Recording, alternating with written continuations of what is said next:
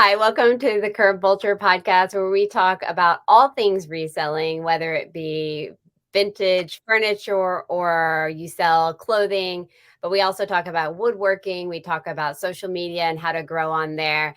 And today I have on my podcast Annie Reed from It's About Flipping Time. And Annie's story is, I think, one that will touch a lot of viewers because she found her passion a lot later in life as she was an empty nester. And so we're going to talk about that. But here is Annie Reed. And I'll let you, Annie, introduce yourself a little bit. Yeah, I'm, like you said, Annie Reed. I live in North Dakota. I'm originally from Washington. Moved here a few years ago with my husband after he retired from the Air Force. And done a lot of things in my lifetime as far as work-wise, and somehow fell upon this flipping furniture frenzy that seems like a lot of us out there are doing. And I've done it for about 3 years now, and honestly don't know why I didn't fall into it sooner, but I'm so happy I was able to find this, at this point in my life. Yeah, I saw that. Yeah, you were kind of cataloging how all that you've accomplished in the 3 years from start to finish on a reel of yours. And I thought that was really, really interesting. So you have, in 3 years, have gotten to about 17,000 followers, which honestly is a huge feat because especially when you're a kind of a hyper local person, usually you get, a couple thousand because you're in a city because that's who's going to be able to buy from you. And so, I love your videos of flipping furniture, painting furniture, fighting the people who hate vintage furniture painted and all that. So it's a lot of fun to watch you. So you talked about finding that this whole thing is finding your passion later in life. Can you talk about that a little bit? Yeah, like I said, I was a stay-at-home mom. I have 3 kids, stay-at-home mom until my youngest was in grade school. Then I did some coaching. I, coached basketball and softball in high school. And so I've just done a ton of stuff. And, I've been a barista. I worked at Trader Joe's. When we moved here, I thought, oh, maybe I want to try nursing. So I was a CNA for a little bit, and then COVID happened, and, that was super tough. And, just my whole life, I've just never really known what I want to do. I went to, I graduated, got my master's in education, thought I wanted to be a teacher. My husband, we moved around a lot because he was in the Air Force. So I felt like I had to reinvent myself everywhere we went because we moved every 3-4 years. And my life has just basically been, being a mom, and which I loved. And I was so happy to be a stay-at-home mom. But I've always, wondered what is my purpose? And I've struggled with that.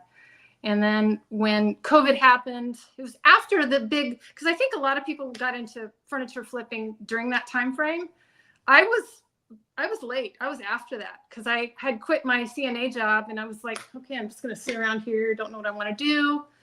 And then I fell upon people flipping furniture on YouTube, and then started seeing who they follow, looked on Instagram, saw all these people in this community was huge. And I thought, okay, I'm going to give it a try. And, started out with something small, and then realized this is something I can do. And me, I'm 55. So trying to find something at 55 can be hard. I think it's, going out into the workforce, but I thought, you know what, I'm 55 years old. I'm trying something different. And, it's about flipping time. That's kind of how the name came from. It's all obviously I flip furniture too, but it's about flipping time that I found something that I truly love, and I think I'm pretty good at it. So Yeah. that's how that came about.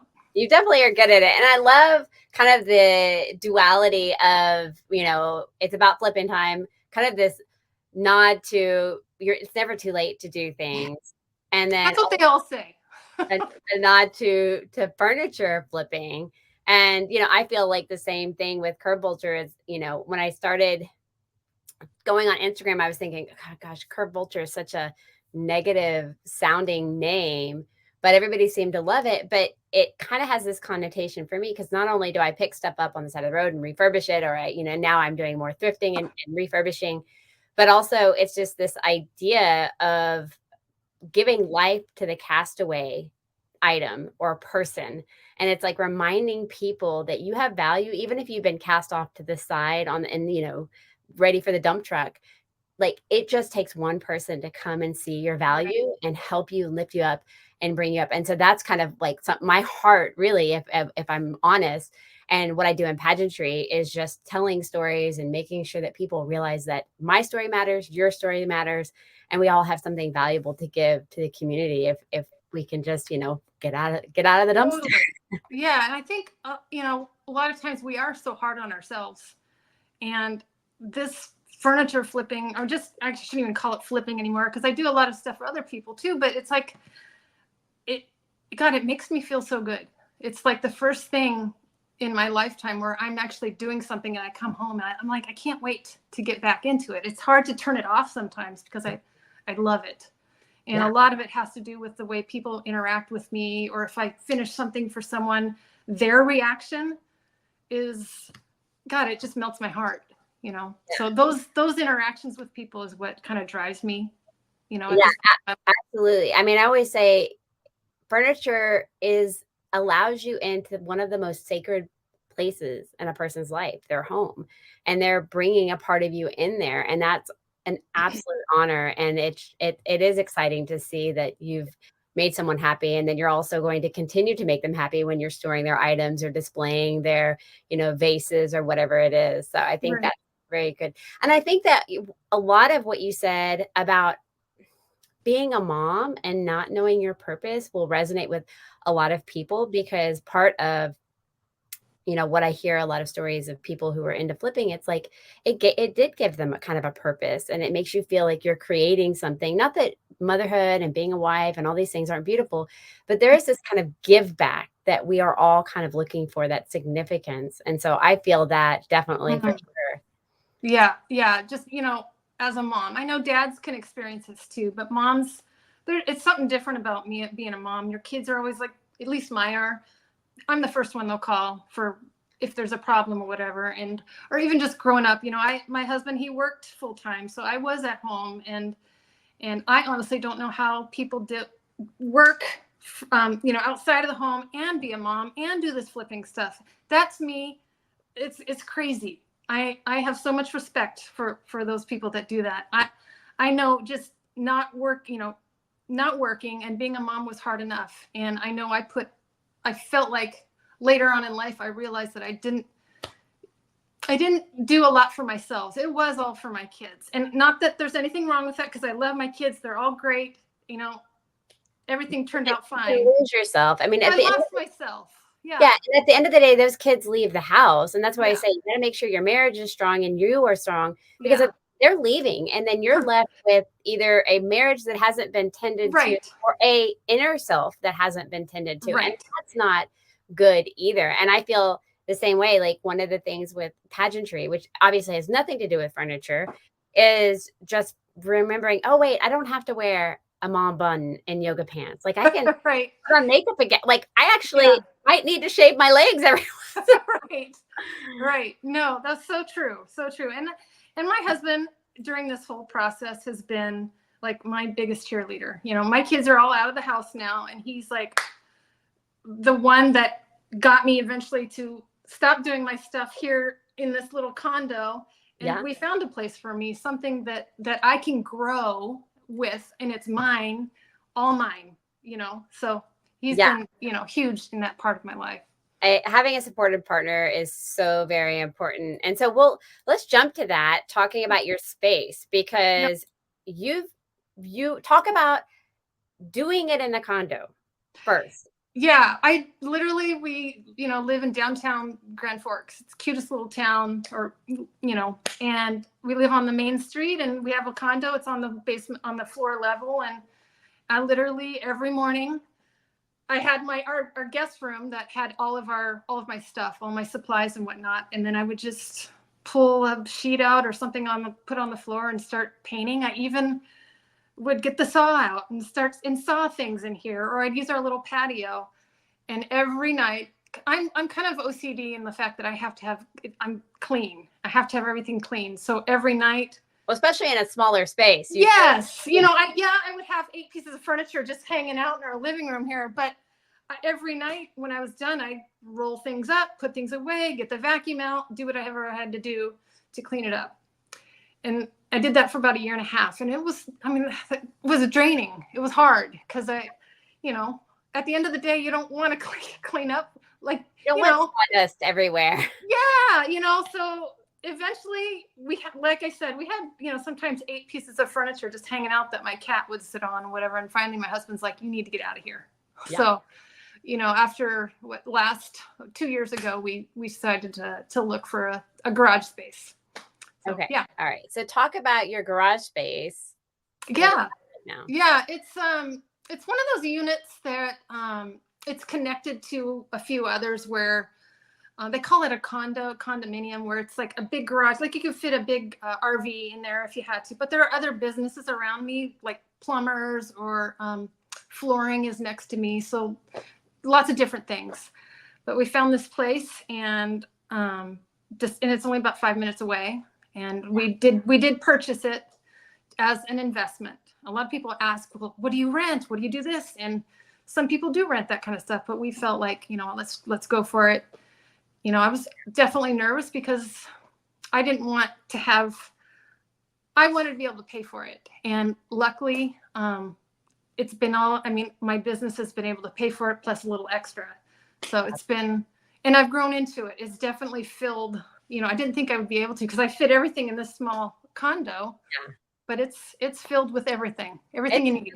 It's a big space. From what I see on Instagram, it's not a tiny space. No, it's great. I've got a little van that I can park in there. I've got, my benches and power tools now, and my spray booth, and so it's perfect. Yeah. And so how many square feet is that? I want to say it's about 1,500 to 1,600 square feet. It's a decent size. It's bigger than our condo. Yeah. I looked at a space for a little bit that was similar, and it had an office on the side of it as well, with the bathroom, which was nice because, I can't jump, I have to jump in the car every time I have to go to the bathroom. No. It was very tempting, and I thought about it for a little bit, but, I was just like, no, I'm not going to take this risk right now. But I definitely, that's so awesome to do that. And it was not for sale. It was rent. Yeah. So yeah, renting, because land is never a bad, or space like that is never a bad investment. Eventually it'll come around. And that's what we thought. We thought, eventually, because I don't know if I'm going to live here forever, because my kids are they're all in the Washington area. I just had one move to Utah. So they don't have families yet. So who knows, and that way we could either keep that facility or sell it. But, right now it's just, it's the perfect situation for me. Yeah. And do you have people come in and like look around? I've had people ask, and it's people say, are you nervous out there by yourself? And I'm very careful about who I would give my address to or phone number. But the people that you get to know, either if they found me on Instagram or whatever, you can kind of tell who's who. Yeah. And if they're a real person, but they can call me and they can kind of come see what I have available, kind of thing. Right. So it's by, appointment only. And so do you do just custom work, or are you actually flipping pieces? I do both. I do both. I do, right now, a lot of my stuff that I do is commission stuff. I mean, it started out just all me flipping stuff, but as word of mouth got around in my town, and we're not a huge town, for the past, I would say almost a year, most of my business has been commissioned stuff. Yeah. Yeah. And I talked about it with Aubrey on our last podcast about just that feeling of like, if I were to live in a big town, or if I lived in a small town, and it's like every single state where you are has its benefits. Being in a small town might mean word of mouth is a lot more strong. Whereas being in a big town means you have a lot more options to go to the thrift store or the And so both have their benefits. That's really cool that you've been able to kind of create even an Yeah, inner community within your own. definitely. Our thrift stores, we don't have many. And, as everyone knows, buying from thrift stores is a little harder nowadays. Trying to find things that are, not outrageously expensive when they're, pieces of junk. But we don't have a lot of them. So it's hard for me to find, stuff at thrift stores. And honestly, and I may be the only one out there, I do a lot of, I hate thrifting. I'm not a good thrifter. I like to know what I want, go get it and bring it home. Yeah. Some of my friends that I've met on Instagram, they're like, what the heck? Because I went thrifting with them one time. We all met in Atlanta, and we all went thrifting, and I'm just like, just kind of following along. It's so, because maybe it's because thrift stores are so cluttered, and that my brain just doesn't want to work that way. Yeah. No. So are you like a Facebook marketplace scour person? Yeah. Oh yeah. Yeah. Find stuff on that. Even there, it's hard to find things. But yeah, I'm more Facebook. Yeah, I'd say on average I go thrifting maybe a couple times a month. Not very often. Yeah, that's not very often. Yeah. No. Yeah. I think it definitely is. Some people, my husband he finds a nice husband comfy chair, like one of those really old, 1990s chairs, and finds a comfy spot, scrolls his phone. And then for me, I love the hunt, the feeling like a I wish I pirate. was like that. I wish I was like that. I buy, but I'm not a window shopper. Yeah. Just not. Never have been. Yeah. No, I could totally understand that. Yeah. So. But okay, so going back to your space, I want to kind of talk about your painting and all this stuff, because there's a lot of information there that we haven't covered with a lot of other resellers. And it seems like first of all, you paint furniture, and you have a paint that you use that at least I saw in the videos all the time. Yeah, Melange paints, and they're based in Texas. Okay. I kind of stumbled upon them like really towards the beginning of when I started this. I saw someone on YouTube use it, and I thought I'm going to give them a try. And honestly, I tell myself, yeah, I'm going to try all these other paints, but I just love Melange. I just love how I just love it, and they've been good to me, so that's why I use it. Yeah. So are they do you work with them? Do you partner with them? I do. I have a code that if people do order from them, they can use my code, Flippin' Time 10. And so yeah, I just feel, I don't know if it's loyalty or whatever, but they've always been good to me, and I love their product. I've never had a problem with a customer coming back to me and saying, hey, my paint has failed. To me, it's like one of the best out there. If it's not broke, don't fix it. Right. And they have the palette that they have is huge. They've got so many colors. So that's why I like it. Yeah. No, I think that's awesome. And so when you are painting furniture, talk about, like, do you paint and do you seal, or do you paint and do wax? What do you do? Sometimes I'm not very good at waxing. I tried it early on, and maybe I should try again at some point. I just wasn't very good at it. I used to just hand paint, and at one time did do more top coating, but now with their one line, it's so good that I've never had a problem. Even I have stuff in my house, like dressers that, get used a lot. I've never had a problem with not having the top coat, because it's a 3-in-1, the primer, the paint, and the top coat combined.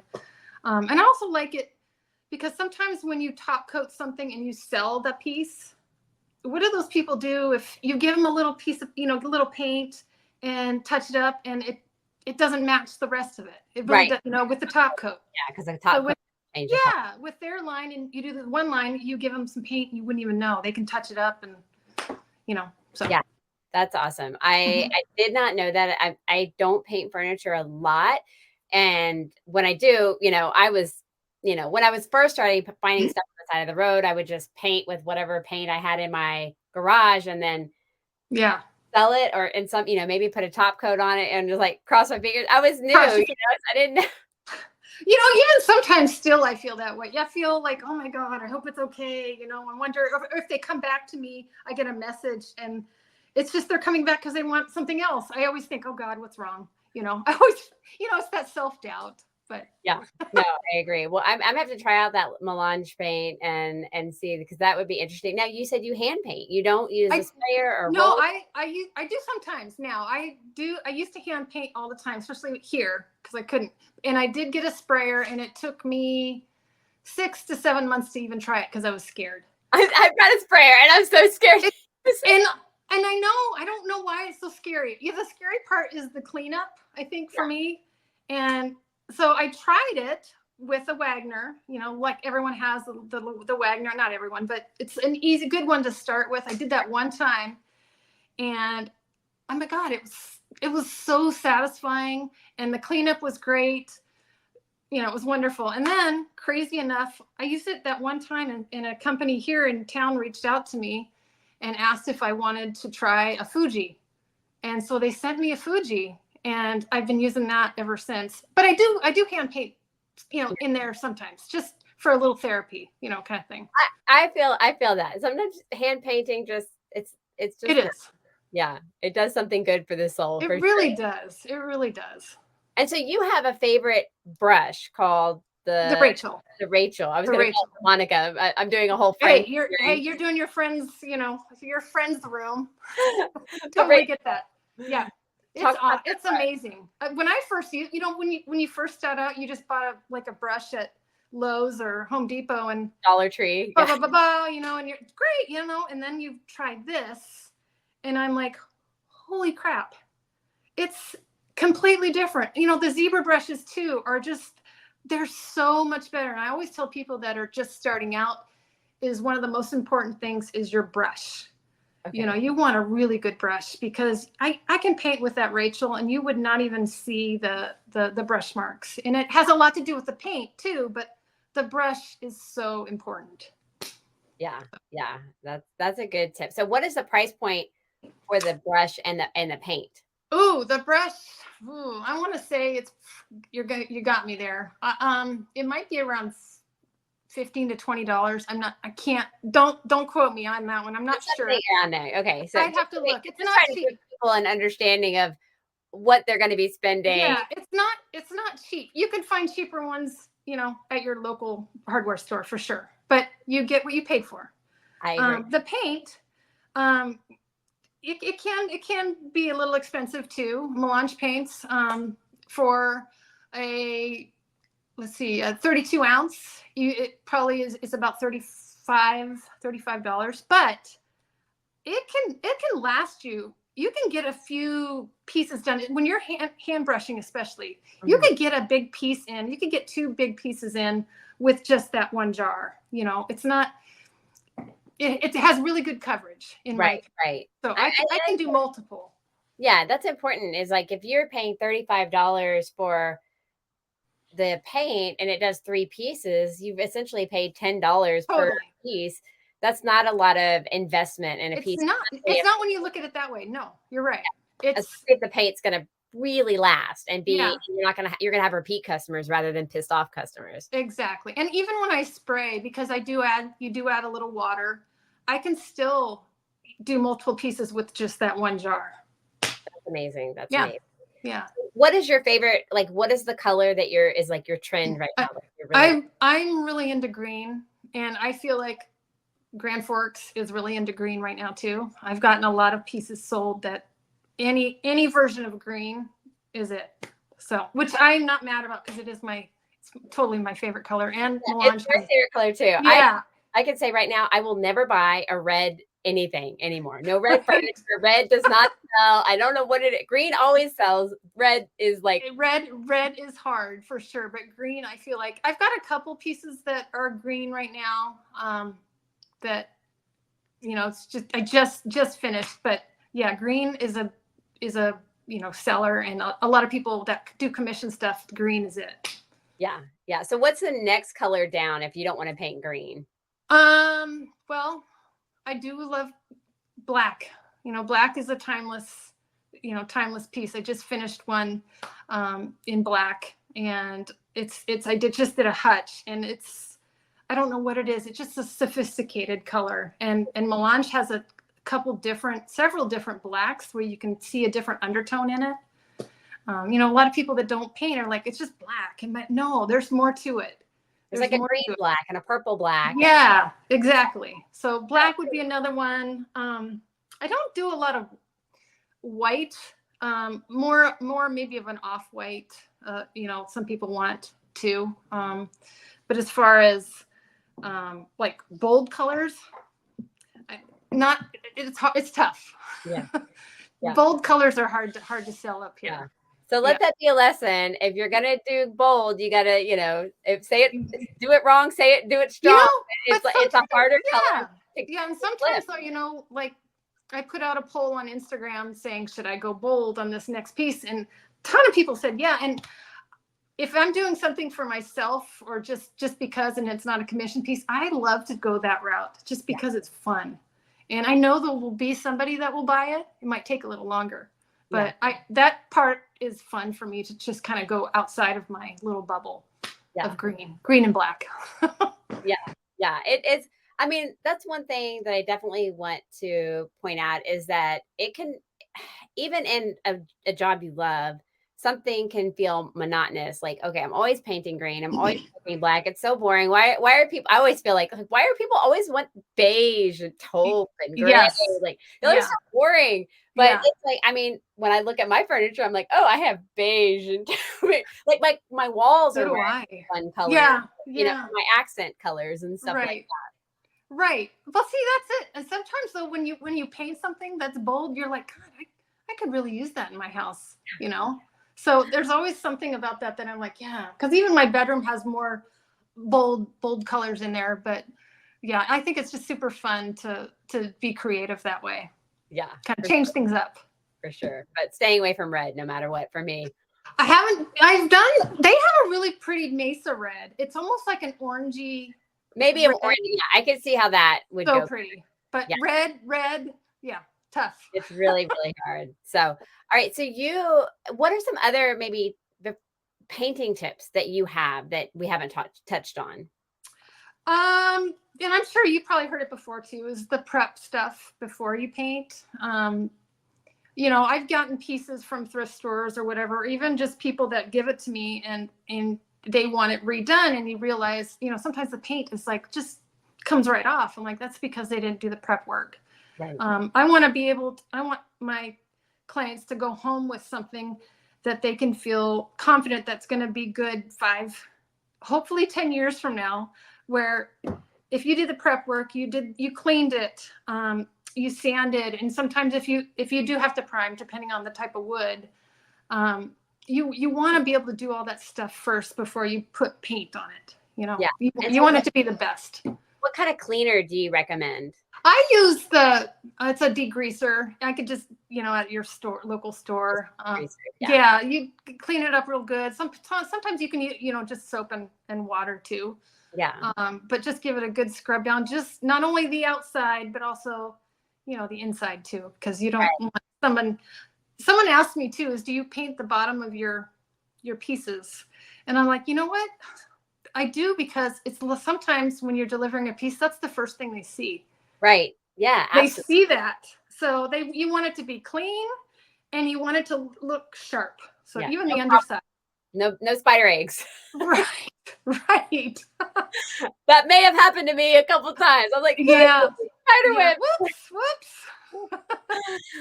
That is so funny. So I saw on your Instagram reels that you had bought a paint tent, but now you decided that wasn't going to work. Yeah, I thought, okay, this is going to be great. I put up this tent and you can't even stand in it. It is a paint tent. How much is it? They're not cheap, right? No, they're not. I mean, that size was probably $50, $60 maybe dollars, maybe a little more than that. It wasn't very expensive, but I saw everyone was using it. So I'm like, okay, this is going to be great. I set it up and I'm like, this is annoying. I can't get to the side. You can't get in there. And so I did that for a little while and I'm like, okay, I'm done. So I did a lot of just research on YouTube. What do people do? And I thought, I'm just going to build one. And then I was like, you know what? We have this canopy. My kids were all in sports. So you have, parents bring their canopy and, so they're in the shade. and it was just sitting in our, in our storage. And I'm like, let me try this. And I put some, plastic around it and some long shower curtains on the front, and it's perfect. It's huge. I could do multiple pieces in there. Yeah, I love that. And let me just tell you a big tip. They're always on the side of the road. Like people people throw them out because they, maybe the canopy has a small hole, but that's something, as you're painting, like you could either patch it or, I mean, Totally. totally going to Yeah. fly in there. Yeah. So it's something you could definitely do a lot cheaper for sure. Or even just using your regular camping tent that, Yes. Totally. I'm sure that would, you can stand up. I don't know why I haven't seen more people do it. I'm like, I just thought, I'm freaking brilliant. You are. It's been one of the biggest game changers for me, just having that. Well, obviously you have to have the space, but putting that up there and being able to just walk in, walk out, it's been great. Is there any piece that you like? I'm thinking about a piece, like if you get like a dresser with like almost like it's not a veneer, it's like a sticker. Is there any kind of piece that you won't paint on? No. I probably, as long as you practice. I mean, I haven't come across something that I'm just like, nope, I won't do it. And I say that I won't, maybe on some pieces, that have a really poor paint job or whatever, but somehow I'm like, all right, I'm doing it. I don't know what it is about it. There's something about a challenge, maybe. Yeah. I don't know that I'm like, I got to do it. And the before and afters on those are what is, maybe that's why I do what I do. The before and afters. Those are big. Yeah, that's definitely something to be said about that, like long lasting. I know with social media, we're scrolling for that dopamine. Yes. But there's, people have to realize that it's when you're doing the project that the rush of the dopamine lasts so much longer when you put so much more work and effort into it, and you put so much work. And so I want to talk about all it makes me so like, I just cannot. The paint removal. I watched, you said it was a white bookshelf. Yeah. Like, let's, attack this or something. And I was like, oh, for sure. We're just going to paint over that. We're not taking the paint off. Just call it a day. And you took all the paint off. I did. Yeah. And I know which one you're talking about. It was a friend of mine. She owned a store and she was getting rid of some stuff. And it was a upper cabinet. It was connected to like the bottom half. And I was like, oh, what am I going to do with this? But, I have it. Let me chop it in half for first. I love doing that kind of thing too. What tool did you use to chop it in half? Oh, I used just a hand saw, hand saw, and just took it off, and then put feet on the top part that had a glass, doors, and the paint was awful. I mean, a lot of times I will just paint over other paint if you can sand it down and make it smooth, but there was, I don't know, 3 or 4 layers of paint gunk. I don't know, just obviously they just painted over whatever was on there. So I'm like, I have to take it off. And I started it going, oh my God, what did I do? Because the back was beadboard. Oh, yeah. And I'm like, I'll just take that part off and do it that way. But then I realized, oh, if I remove that, it's going to ruin the beadboard. So I went all in, and it took me a while, but my God, it was probably my most favorite piece I've ever done, because it was the hardest. Number one, to get all that paint off, but the way it looked, and the person I sold it to, it was like her 6th piece that she's bought from me. And oh wow, that's a repeat customer. I have a couple of those, so it's like, it was just so satisfying to do something like that to this piece. It was old. It just needed a little love and a little thought to make it work for today's times. Right. And so yeah, I just dove in there with pretty much every paint remover that I could find to see what works best. Yeah. And what paint remover do you like? I did. Well, I do want to save the earth. I do. But sometimes you've got to use stuff that it's, Yes. I don't want It's the chemicals only in thing my that works. house. I'm going to be using Roundup at my door to make sure that the cockroaches don't come Yeah. in. Yeah. So I mean, I do love all that stuff that's good for the earth, but I had to go for the tough stuff, and I did use acetone at the end, because it gets rid of everything.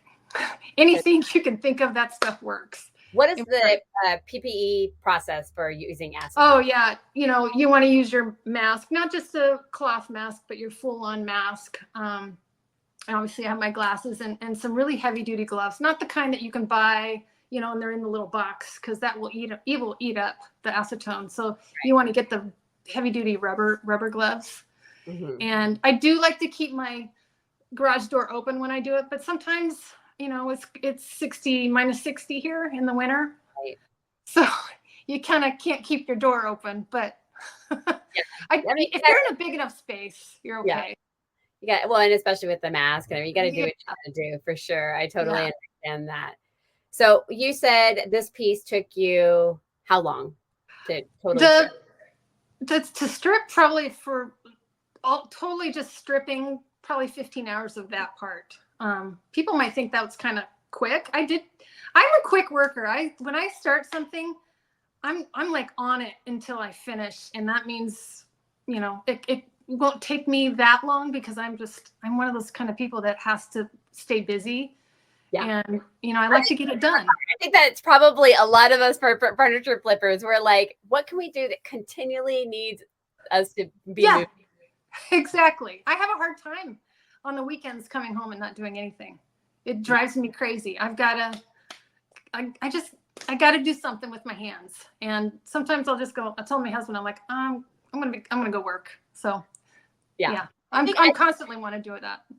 It's like with furniture flipping, like it also has this sense of like, I can work on this project. And then while that's drying, I can work on this project. And then while that's drying, I can go to the hardware store, and then I can go to the thrifting store. It kind of like, it's this constant moving part that I think really is fun for people that, enjoy that type of kind of chaos.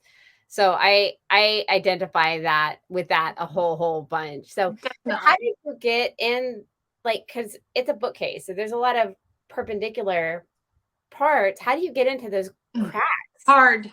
I laid it down, but then I have all these tools that are little scrapers that are in the shape, they're in a circle, but they have little ridges on them that will get into different shapes. Lots of scraping. I use my carbide scraper a lot, but on that, I used looks like a toothbrush. You just have to really get in there and just do the best. On your Instagram or anything, do you have like a link to all the products you recommend? You know what? I did. Everyone has that Amazon link, and I just can't keep up with it. I really can't. All of it's a full-time job in itself. It's a lot. And I know a lot of people out there do that. They have their links and whatever. But I'm the type of person is like, if someone asks me, here's the thing. If you want people to, in my mind, if you want to have interaction with people, I think if somebody really wants to know, they'll reach out to me, and I'm so willing to say, hey, I find the link of where I got it, and I give it to them. I can't keep up with that Amazon thing, and it's probably outdated. I'm sure it doesn't even pay I know it doesn't pay much. Doesn't. So I've never gotten any money from that, honestly. Yeah, no, I'm not getting rich off of Amazon links. We'll just say that. Yeah, you're lucky when you're like, I got a free paint sprayer, and if you get the paint or something, like, totally. And it's interesting how Instagram has kind of changed that way in the last year with all the comments. Comment this and I'll send you the link. And it's really hard for me that part of it. I know how it makes me feel when I see that and other people do that. I don't want to interact. I don't care. I don't know if I'm different that way. Yeah, I want to make money, but I'm like, I can't go there. I can't. Yeah, no, I totally understand. It's, it just depends on your goals on the internet, for sure. And if you're to sell furniture locally at more than international Right. or nationally, then, you know, that's all not Yeah. unnecessary. And I don't care. You and anyone that does that, go for it. It's just not me. You know, I'm here to just do my thing. Yeah. You know, No, not I mean, yeah. yeah. Yeah. No problem with people making money, but yeah, it's got to No. align with your own personality for sure. Yeah. I agree with Yeah. that 100%. Yeah. So so we talked about Instagram comments. You've had made some videos about the people who have messaged you like, I cannot believe you painted over this. How dare you? I How do know. you kind of talk about the comments that you get and how do you deal with that criticism? Yeah. I mean, at first, you know, I was like, I never get any haters. And then you get that one hater and you're like, yeah, I made it. And then that one piece, I did a piece, it was a hutch, and it just wasn't my style, and I knew it wouldn't sell. It was kind of an old country chic kind of thing, and it's hard to sell in my area. So I chopped off some of the ornate pieces and, you know, just changed it up, and I got a lot of hate, not necessarily on Instagram. It was Facebook. Wow. I Okay. feel like Facebook is a completely different beast. That's where all the haters kind of hang out. And I Yeah. think because Instagram, Probably where I will not be spending time this coming November. yeah, yeah, Instagram is more people, the people that follow me, I feel like they're more interested in what I do. So I don't get a lot of that. But I did get a lot of hate about how could you do that? You know, that was a grandma's piece, and how could you paint over it and do this and do that? And I actually think it's funny. I think you people, I mean, it's not yours. Yeah. If you don't want to paint something, don't. But this Yeah. is for someone else, and it's making them happy. And And I just laugh. I laugh and at it. it's keeping it out of the out of the junkyard. Yeah, yeah. And you know, I always say uh opinions are like buttholes. Everybody has one and no one wants to see yours. So true. It's so true. And I did a piece that was literally, they were going to throw it away. It was an old, like an antique radio. It had all the insides were broken. And you know, I'm like, okay, I'll take it. And I wasn't going to do anything with it, but it was a piece of junk. And I literally painted it. I got rid of all the yuck and made it like a little cabinet instead. And somebody's like, how dare you? That was a 1940 something. And like, you didn't know what was on the inside. It was not. Well, and were you willing to do the work? Right. Right. Not, And I even said, like, look, there's nobody in this town that would do something like that. I saved this piece from the garbage. It now belongs to someone else who loves it. yeah. So it doesn't matter. It doesn't matter. I do wish I would interact. And people say don't ever interact with those people. But part of me, my sarcastic part of me, always wants to interact with those people and do a little back and forth. You know. No, you should. You should always interact, you know, kindly, but kindly. You know, maybe half Yeah, sarcastic. But it absolutely helps the algorithm. I'm always like, ooh, a hater. Yes. Like help Yes. I'll No. get a couple people go. And then my biggest thing is leave the be the first to leave the conversation. Yes. And then let your followers start chiming in. Yeah. And then it was a whole, they were all in a fight, you know? And so I watched that whole thing happen. Like, thank you for my algorithm. Yes, I appreciate it. No, and you know, it's funny to me. I don't understand it. It doesn't bother me at all. You know, Yeah. Go ahead and hate it all you want. I know who I am, and I know what I'm doing. It is doing good. So I try not. I'm paying my bills. Unless you pay my bills, you can just totally. Yeah. Yeah, I agree. I've seen so many of my friends that are like, they get haters for all the time. You're the reason why, and you're like, unless you're paying my bills, unless you're feeding my family, I don't care what you think. Yeah. So speaking of social media, you have 17,000 followers. Do you have any strategies that you really like to use? Well, I know at first, and I know a lot of probably people when they first do this think, oh my God, followers, love it. It is addicting. At first you're like, oh my God, at first you're like, I got 10 new followers. And then all of a sudden it just grows and grows. And you're like, oh my, you're addicted to it. Yeah. And I think I was at first, until you get to like, I think all of it makes you feel like, all right, I'm pretty good. But I got to about 10,000 and usually all I did was posts. I never did reels for a long time because I'm like, I'm not going to put my face on here. And I didn't want to put my face on Instagram. I was very uncomfortable with that. So a lot of it was just posting and on my stories, and then got more confident in front of the camera, and then started doing reels. And I've gotten to a point now where I don't necessarily look at that stuff because I don't get it. I don't understand it. When you think, oh, this reel's going to be awesome. And it's like, why doesn't anyone else think that? You know? So I just don't care. I post when I want to. I don't try to do it when they say is a good time. I just do what I want. I put on what I think, what I like. I try not to let all that outside noise decide what I do. I just do what I like and what I want, and whatever happens because of that happens. Yeah. People started following you because you were being you. And so there's no reason to change that for the algorithm. I agree. Right. And I feel like as a business owner, the more you align with who you are, the more that's going to naturally attract people. And, you know, if you're trying to attract everybody, you're really trying to attract nobody. And so you're not trying to attract the people who don't like painted furniture. You're like attracting the people who like painted furniture. Right. And I feel like for me, and maybe it's just, you know, I don't know if other people think that, but I feel like I'm not like, in my own opinion, I'm not like other refinishers. What I put out there, I feel like I'm different. I'm a different kind of person. I'm not to me, I'm not your typical furniture refinisher. I have so many other parts to me that I'd like to, that I also share. I want people to know that I'm more than that. And I just feel like I don't know. I just feel like I'm just different. I don't know. You're a Napoleon Dynamite dancer from right. Yeah. See, I'm starting to put more of that stuff out there because I do have a personality, and I like to show that. But yeah, and I like to show my, you know, I exercise a lot. I like to show that part of me because I also feel like, as a person my age, as a woman, it's so important to, you know, have that, be healthy, and doing furniture can be taxing on the body.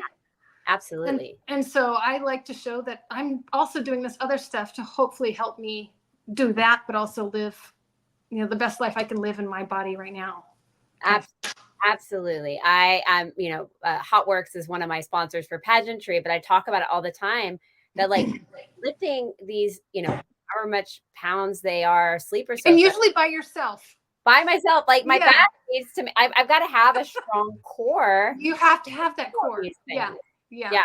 So I'm right there with you. So you are expanding your services. You showed some kind of dark mahogany looking wood kitchen cabinet, and you totally overhauled those. Talk about that. Yeah, I had I've done my own kitchen before. Never thought I would do anyone else's. I had a neighbor reach out to me because she again is another person that has like 5 or 6 pieces of mine. She goes, "Would you be interested in doing that?"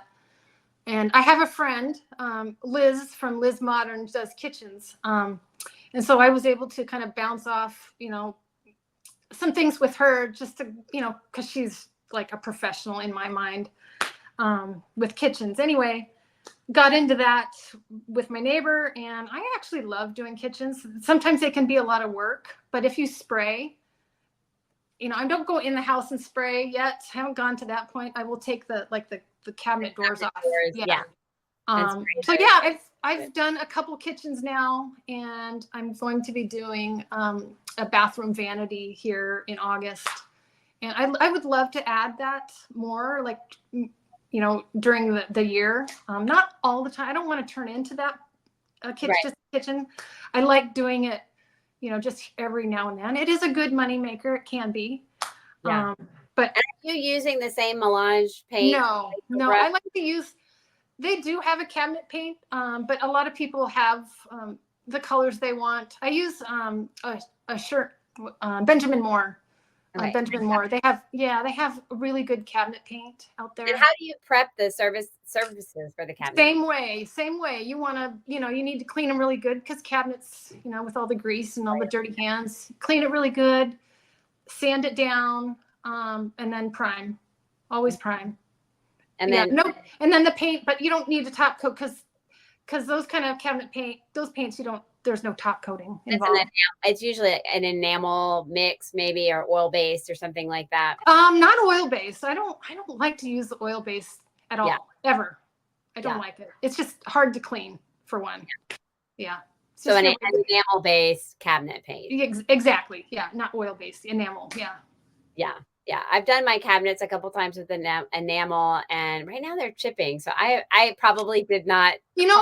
I do tell everyone though, I didn't. No, you're going to have that. I mean, I tell everyone, it's like any of the high traffic areas, you're going to have some of that. You have to be prepared for that. Where our garbage can is, there's always that little bit that's always going to get chipped. It rubs all the time or something. It is what it is. So you just that makes me feel a little bit better. Yeah, you're always, and my sister is an interior designer, same thing. She helps me out a lot by, I just ask her for advice, but on stuff like that, she helps people with their kitchens.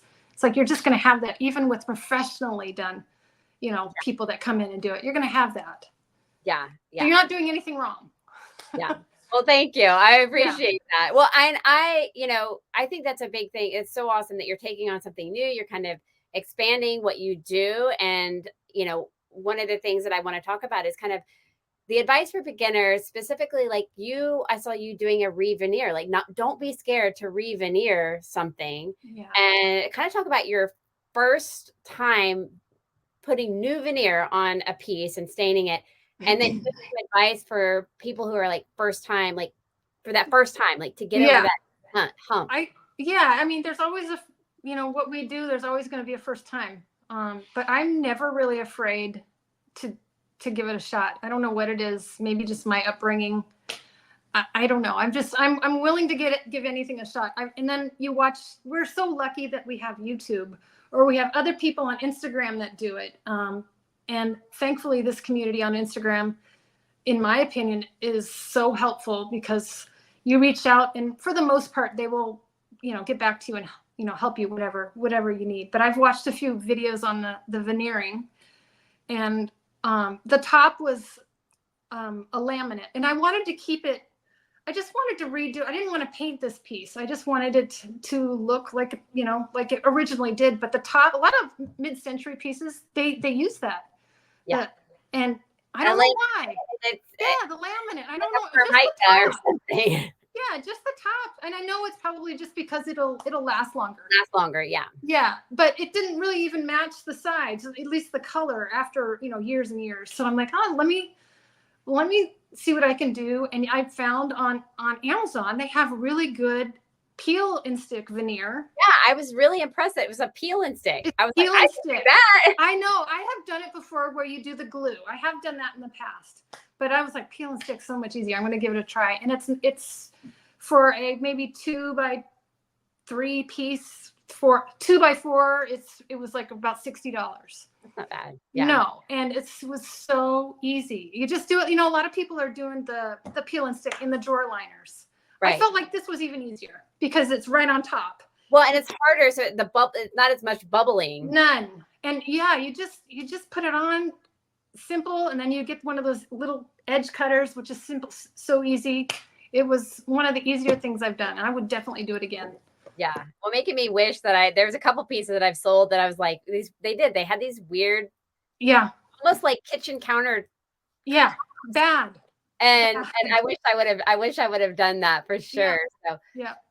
So out of all this, you've talked about redoing furniture and everything, but you have a whole family, and you talked about your husband being very supportive. What about your kids? How do they feel about this? I think they all think, because my daughter, she's my oldest, and she's 29, and she even says to me, she goes, my coworker is following you now. She's out there.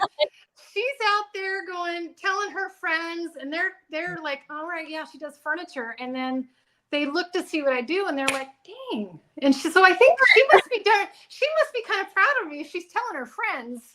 Yeah, that's so awesome. Yeah. My husband goes and talks about me at his work, and now all my coworkers are following you.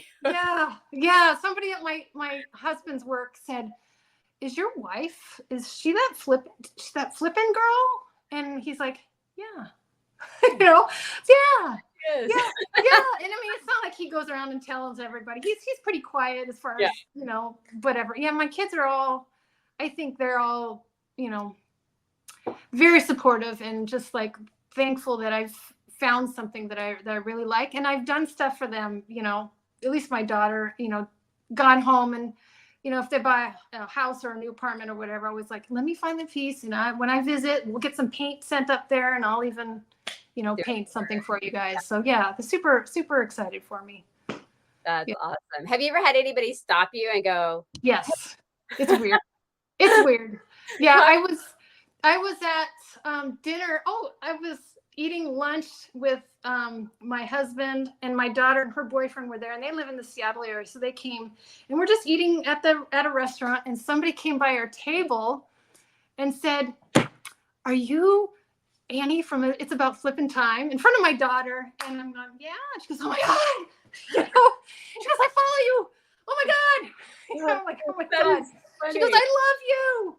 So yeah, a couple times it's happened here in town. Yeah, it's really weird. That's funny. Yeah, the daughter is definitely going to be like, man, my mom is famous. Yeah. My son always asks, you're a YouTuber? Like he's so impressed. And I'm not the Mr. Beast type of YouTuber, right. But yeah. Right. Yeah, I'm just a little Instagram gal here. Yeah. Yeah, for sure. I did have an older lady at the grocery store said, are you the flipping girl? Took a photo with her. She was telling her, I don't know if it was her mom or whatever, but you should make a shirt. I'm the flipping girl. I know, right? I should. That would be awesome. Okay, so you also kind of talked about in your bio to me that you are a tomboy, and I want to talk about how you feel like that's played in your role because you you're getting. I mean, not that girls can't have a saw table, but that's just not like it's a little bit more out of our realm. So kind of talk about. Yeah, it is, but more and more women and are doing it. And you still get that. I don't know why. More and more women are doing it, maybe because the guys aren't watching, but you go to the store and you're looking at all the power tools and they think you don't know anything. Yeah. But I feel like I've dealt with that most of my life. Growing up, I was a tomboy, and I'm okay with that. And I grew up, in the 70s and 80s especially the 70s, when there weren't a lot of girls playing boy sports. But thankfully my parents were like, yeah, you go ahead and try. So I did. I tried out for, the boys baseball team and was the only girl in the whole league and for several years. And then eventually, boys got a little bigger and I stuck to the girl stuff. But as far as it translating, I'm thinking maybe that I think we talked about it is I'm not afraid to try something new or try something that maybe other people might think there's no way. It gives me confidence. Maybe it gave me confidence to tackle something that somebody like me or other women would never even try. Yeah. So. Well, and it sounds like from a very young age, your parents were even like, here, just try, do what's not consider the norm. You had a lot of support. And so if there's a listener who maybe doesn't have a very supportive environment, be part of this vintage community and surrounding yourself, even if it's just online, with other people that will give you that support you need, I think is so important, because we can do hard things as women. We can have power tools. We can use all the saws. I'm a big fan of if you're new to power tools or saws, like jigsaw was my favorite. It's one of my first. It's still one of my favorite tools to use. And just start someplace but definitely find that support in that community, because I think that does empower us to do those unusual things and become, people that are making an impact on the world. So what is some of your goals as a furniture flipper? Like, what are your next steps? That's what my husband always asks me too. It's like, where do you want this to grow? I'm like, right now, I am just happy to be able to do what I'm doing. And I don't need it to grow and have multiple employees. I don't know, maybe it will. I wouldn't be opposed to it growing and having somebody work with me. I would, like I said, like to do maybe more kitchens. And that's when maybe I could bring on somebody. I think I might have a hard time. I'd have to learn to let go a little bit. because I'm work by myself all day, and having somebody come in that could be hard for me. But, I would love to be able to work. I would love to work with brands, but I'm not a go-getter as far as reaching out to the brands. Yeah. But I want to be able to, I would love to be able to continue to just pay my bills, maybe have a little extra where we can go on a vacation using just what I've made kind of thing. I don't need to get rich doing this, but I want to be fulfilled. That's really why I'm doing what I'm doing. I think that's the measure of true success. It's like it pays my bills and I feel good about my life and the people around me aren't negatively affected. I'm making a positive impact. I think that's a great future goal. Yeah. Is there any, before we wrap up, are there any other tips you would like to give that we haven't talked about? I would say, you have to sometimes get out of your comfort zone. And even here on Instagram, if you want to grow your Instagram or whatever, you do have to be uncomfortable sometimes. And even doing furniture, you have to be uncomfortable. How do we learn? Is we make mistakes. Don't be afraid to make mistakes, because you know what, I make mistakes every dang day. And that's the only way I've learned to get better. And you can't get mad at yourself. Don't have it ruin your day. I'm a perfectionist, so that can be a hard thing. And if it's not perfect, it's like, oh my God, my life is over. But you have to be willing to, let the little things slide and just do your best. And, my Jen from Perfectly Imperfect, she's always saying how the most beautiful things out there are perfectly imperfect. And so I try to do a piece, and there's going to be little whatever dings here that people can find, but that's what makes it beautiful. So, just and really enjoy what you're doing. If you're not enjoying it, why are you doing it? Yeah. And also, I think you make a good point. Remember, you're not a machine. You are going to create imperfections just because that's just how we are. Nothing is going to be perfect. Yeah. Into a project and knowing there's going to be flaws, and I'm going to choose right now before I even start to be okay with those flaws. Exactly. Yeah. So where can people find you on social media and online? Yeah, obviously on Instagram, it's about Flippin' Time. I also have a Facebook marketplace and a Facebook page under the same name. And then here in town, you can always look me up and find me, at my shop. So yeah, here in Grand Forks. Awesome. Well, thank you so much, Annie, for joining us. And thank you, listener, for joining us on the Vulture Reseller Podcast. Until next week, happy reselling.